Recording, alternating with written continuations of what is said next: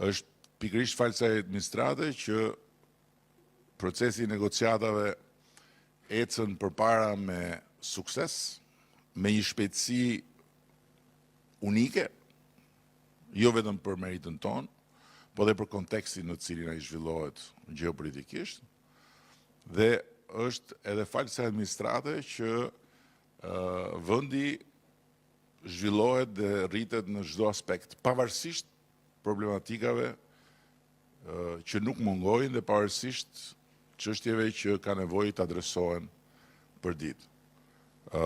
Ne sot jemi në kushtet kur kemi hapur gjithë kapitujt, kur po diskutojmë dhe po ballafaqohemi me Komisionin Evropian në krah, se Komisionin Evropian e kemi në krah, çka është shumë e rëndësishme.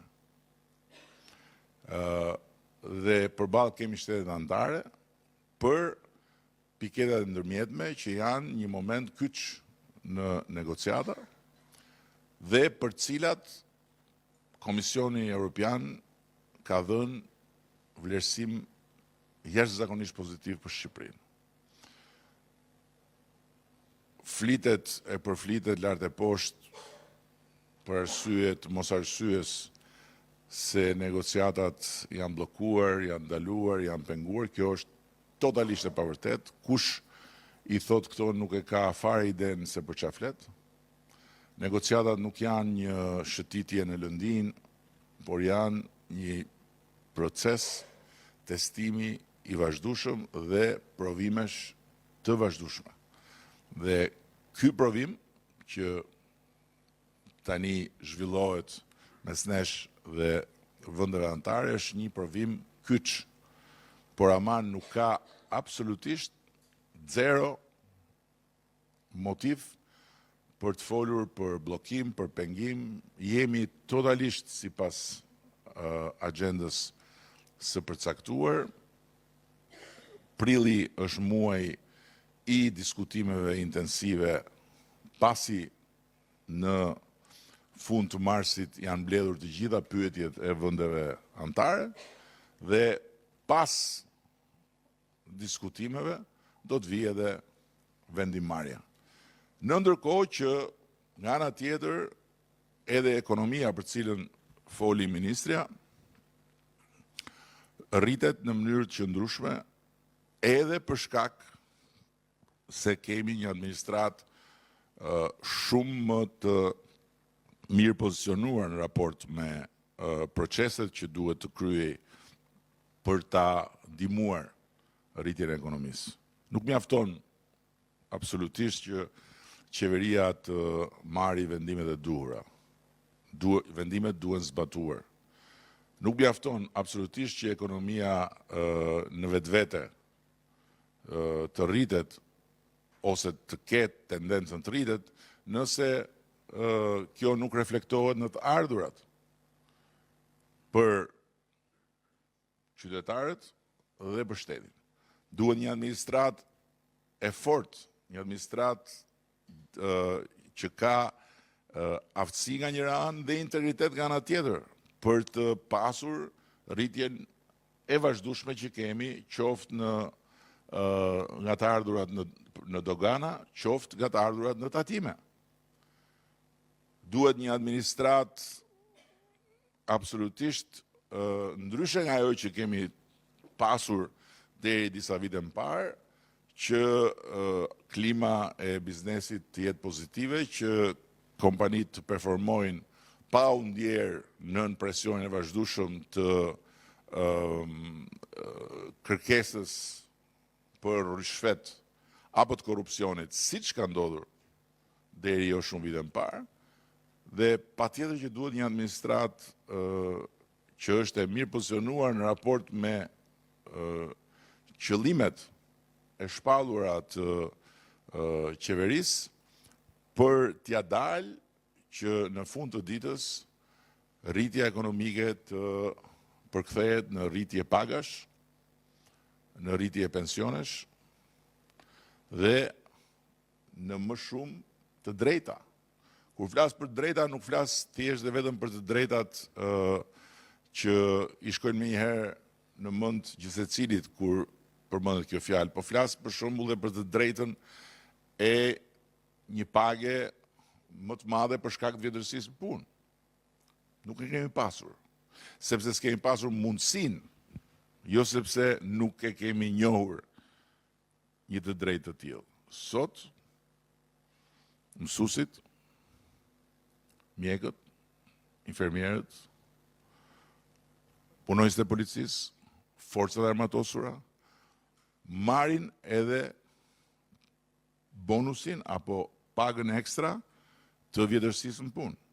Nuk mund të paguhet njësoj dikush që ka një vit që punon me dikë që ka 15 vjet në punë. Këtë e kemi ditur, por nuk kemi mundur ta materializojmë. Pse?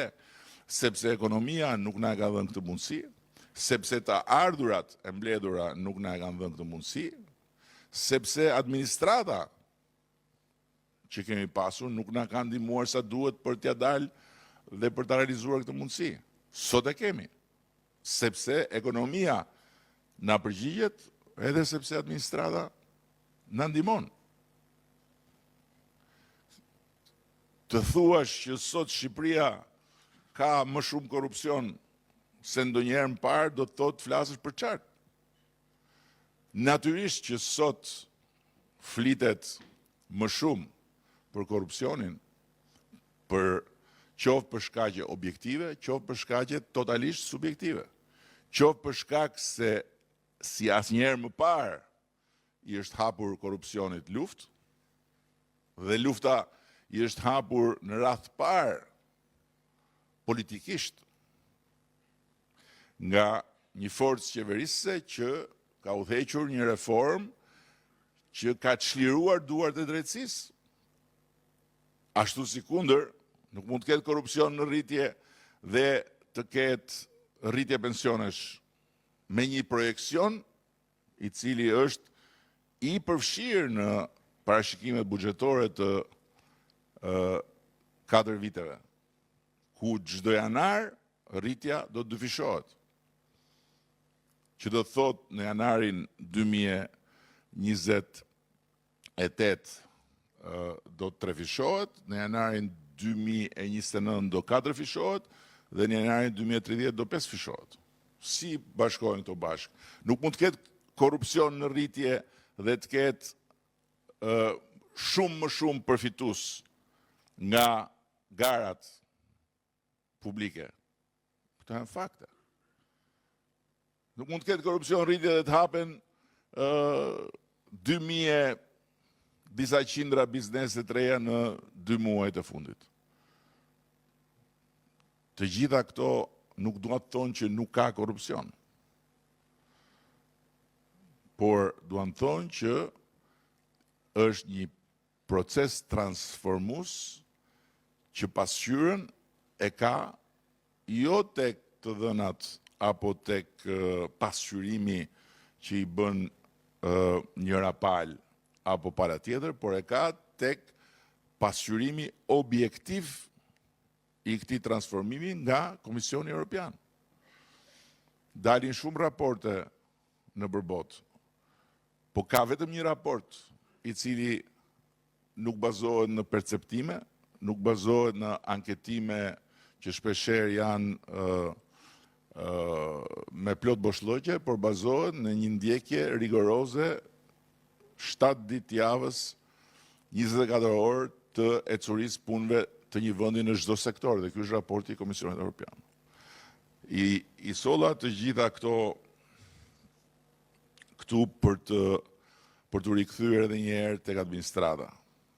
Ne e kemi shumë seriozisht, sepse jemi shumë të bindur për një fakt shumë të thjeshtë, që nuk ka progres të sigurt dhe nuk ka transformim të pakthyeshëm aty ku administrata nuk është e sigurt dhe ku pozicioni i çdo kujt brenda saj është lehtësisht i kthyeshëm.